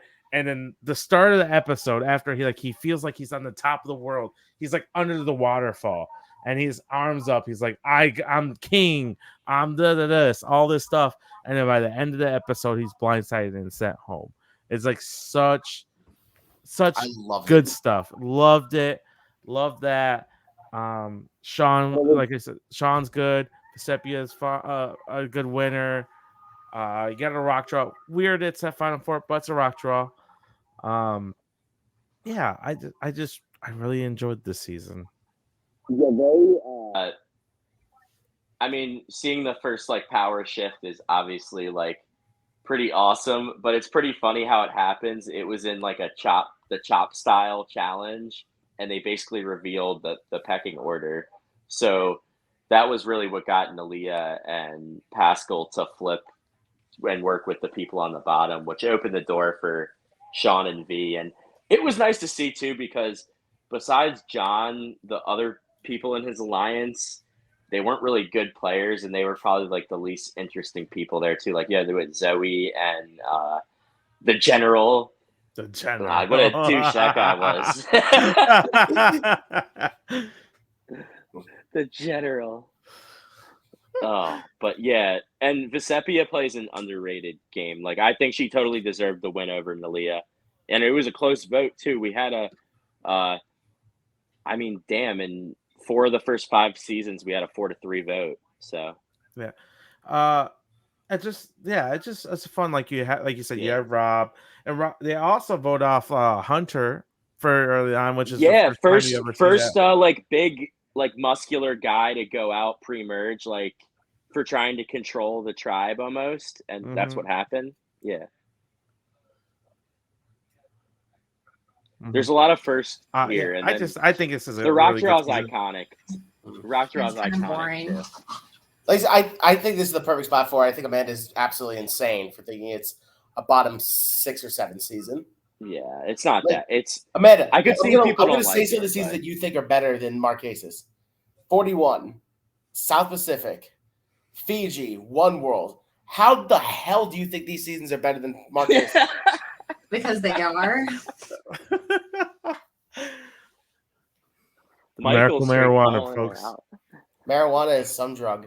This is not because of marijuana. This is not because of marijuana. This is just literally like, I don't know. I feel like Kim was a better winner than Vesepia. That's not the debate. That's not the ranking, Amanda. The cast was more entertaining than Amanda said. Amanda like, said she likes Survivor and we don't. That was her reason. No, we like Survivor and you don't. Marquesas is okay. Like, listen, I don't have it like. I mean, I do have it low, but I mean, like, it's not like my bottom 5.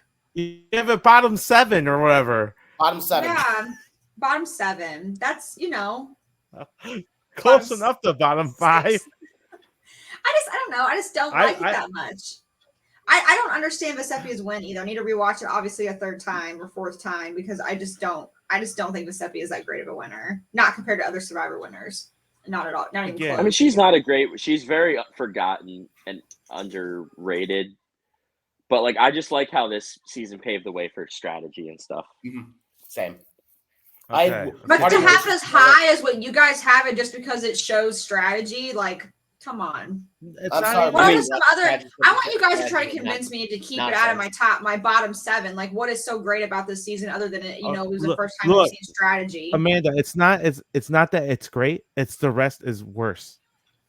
The rest is worse. Like, One World is worse. Redemption is worse. Fiji is worse. I have Redemption worse than this season. You better. I do. All right, let's move on. I'm tired of this. All right. Now we'll move on to this. Surprised me the most, not where this season landed, but the fact that Amanda has this the lowest out of all of us. Shocked me. She had it down at 27.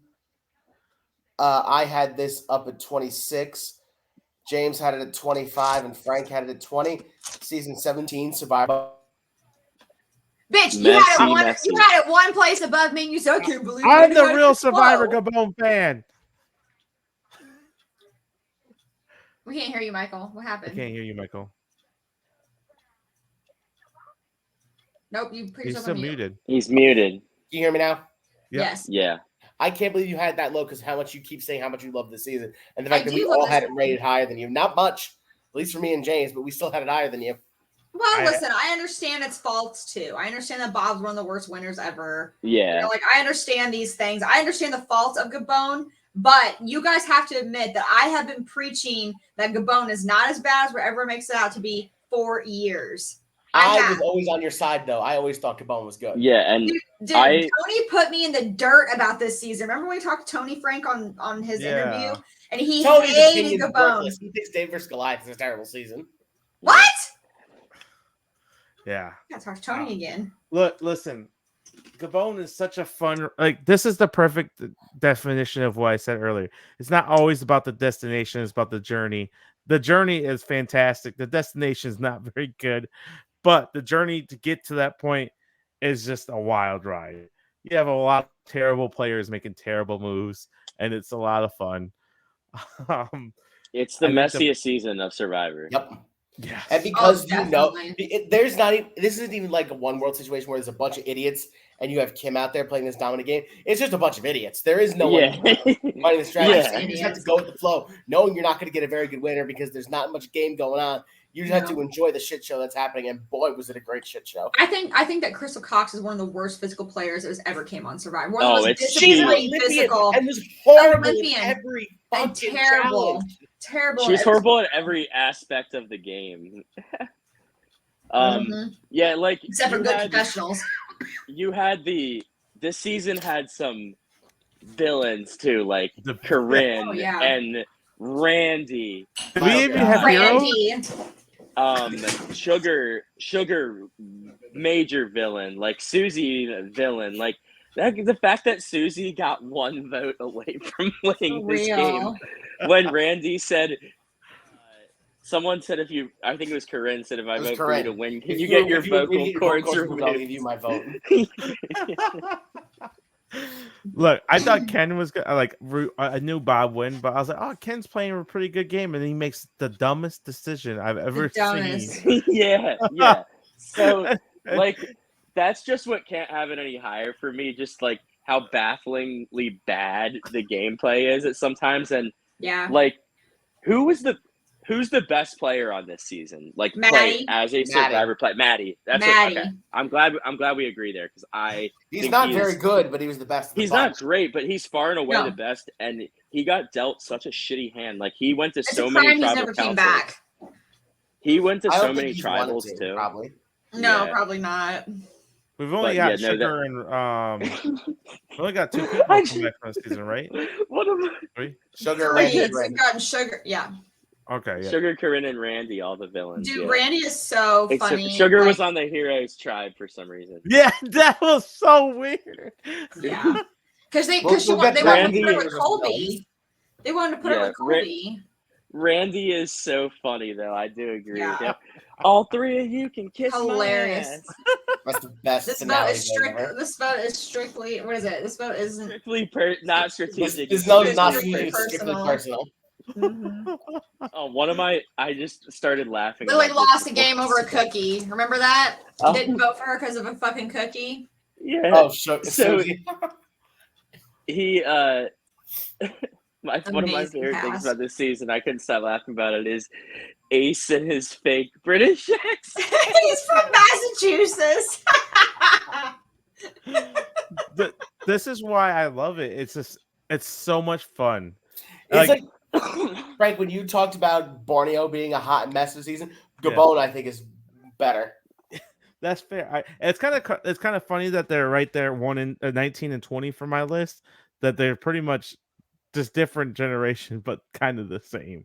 You guys This remember their season's first? more you guys like remember their a- first comp where they had the big balls and they were pushing Yeah, down the hill. the comps were That shit was cool, and the location Amazing. going back to Location was Africa awesome. cool. Yeah, they've only Yeah. been to Africa twice. And this Was is the that- first was it in season. Africa? much the better first location time? in Africa this time than they did for Africa. Yeah, Yeah, Like they did Uh, throw in the middle of a desert this time. yeah. this They is the put 'em first in the season in jungle. HD too. Yep. It First is. season in I HD. agree. Mhm. And this is also a season coming off of one of the better seasons in Survivor. And so it did have a lot to live up to, and it obviously and follows by a good and is followed by a good season in Tocantins. You don't like Tocantins, Michael? we'll get to Tocantins. We'll get to they- Tocantins. But so with the it's- bone, the Sugar Shack. Sugar Shack. The Sugar Shack is easily one of the most fact- memorable things fact about they my kept like kid sending her Survivor to a- days. They kept sending her to exile because they didn't want to stand. They couldn't stand her. And she was just That was the sitting only in, reason she kept going to exile. chilling in her hammock, just relaxing. Literally eating fruit, eating mangoes. She was doing her thing. I mean, good on her for finding that idol. So she could relax all the time on Mhm. exile. Correct. She didn't get any votes the whole game, and then she didn't get any votes to win. Mm-hmm. I think she definitely played the best out of the three that was sitting there, but she But also did herself in. her Jerry management was Terrible. garbage. Yeah. But man, did she Garbage. get the business at FTC? She got the business by all Yeah. of them. She deserved it. It Yeah. reminded me it reminded me a lot of Monica's FTC. Like Oh, very it's similar. worse. It's It's worse. Yeah. I think. I agree. So much It was worse. worse. It's definitely worse. I tell you what, Sugar, I think they need to put her I think that she could come back a third time No, if they put her on the right cast with the right people. Oh, you know what? You know, Super Duper did that Wacky Adventures. That's the season That's the Sugar season. needs to be on. Yeah. The Wacky Adventure Yeah. season. Put Debbie. Put If you guys haven't seen Nora, Sugar, Philip. Sugar in a long time, she's still smoking hot. She's still Coach. smoking hot. put Coach on that season. I love I'm Coach. busy that day during that season. I'm Oh good. my Yeah. goodness. Wacky Adventure. We're casting it now. You know what's funny? Do And it. Bob was the first person to make a fake idol. This was the first East season. And Yeah, he that got was to watch idol. one of his allies and really fucked him over. Yeah. That was one of his best moves. That was probably his move, though. Like besides that, he voted incorrectly a lot, and still. Michael, do you remember Bob telling us how he knew that the merge was coming because they would always put his microphone in his buff when they And they make it didn't into a do that bow tie, then. and they didn't do that going into the merge. They put it on his shirt, and he knew it was the reason why is because he had to drop his buff, and Yeah, I remember that when he had the Yeah. buff all tied up and he was taking the pictures of everybody. I still love that picture. I have that picture too saved. I love it too. I need to make my profile picture at some point. I should have I- it on camera. I think this is a season too. Like I've probably seen it 3 times, but I think it's one of those seasons that could go up every time you watch it if you give it enough time between it. Yeah. Because I think, like, it's definitely like, even as like a 8th grader watching this live, like it was frustrating seeing how bad some of the gameplay was. So I think like on the first watch, it's probably going to be the worst time around. And after that, if you just enjoy the ride, it's awesome. And Probst hates this season too, which is hilarious. Makes me like him even more. Oh yeah, I love some of it. the I love random it. shit that he loves. I've some of always the really dumb liked stuff. it. Yeah, some of the dumb stuff that he likes. I mean, yeah. Look, I'm not gonna lie. After looking at this list, I'm surprised that This some isn't things that's higher. not- No, I'm surprised that we haven't talked about some seasons. Mm-hmm. I'm Yeah, there's like- a couple seasons I thought would be this low, but I'm satisfied with how some of this list is coming along now. some I'm just like I'm baffled at some of the. Well, there's probably. that talked I know about. there's one that I think it's the one we're going to talk about first next that would come up if it wasn't for me having it so high. But yeah, We'll get there when we Yeah, get to the next one. So. look at the. I mean, yeah. I don't think I have anything crazy outrageous like at my top. I think Yeah, you do. my top 20 is pretty. Besides Borneo and maybe Gabon, I think they're all easily deserved. We'll get to you too, Frank. Yeah. You have a couple. I have a couple. Besides the ones I've already said. Mm-hmm. You have 2 that I'm staring at one of them I really want to slap you for. But we'll get there. But that is all the seasons we're going to get to today. Yeah. Interesting. If you Yeah, made it that's through this right. whole thing, thank you guys for listening, watching. This is a long one. We also had to I argue went a an lot hour the during this first one. time. Yeah, well, it was pretty We have a lot straightforward for better. a lot of them. Well, we have a lot better seasons to talk about too. The other seasons we talked about were like, these seasons were much better, so there was more. oh There yeah, was more there for all of them. Yeah. And we had such a wide gap with some of them. It was like one of us had to talk for so long, and then the next person had to too, because it was like that's what a lot of them were like. One person feels really strongly, another person feels really low on it, and then the other 2 are kind of like right where it's ranked. So we had a lot of that. Yeah. I'm anxious to get through the rest of it because this was a lot of fun. This episode was a lot more fun than the last one we did. oh yeah. Because I mean, of course a lot of them there's a decent chunk where a lot of them we agreed on. So it's like they're bad seasons. Let's get over it. So but I think that's about does it for us today. If you got, like I said, if you made it through this whole thing, bravo to you. Thank you guys for listening and watching. Really appreciate If it. you can't get through the whole thing. Yes. Part Passionate 3 will be hearts. out. Part 3 will be out the following week. So be on the lookout for that. But until next time, we'll talk to you guys later. Bye.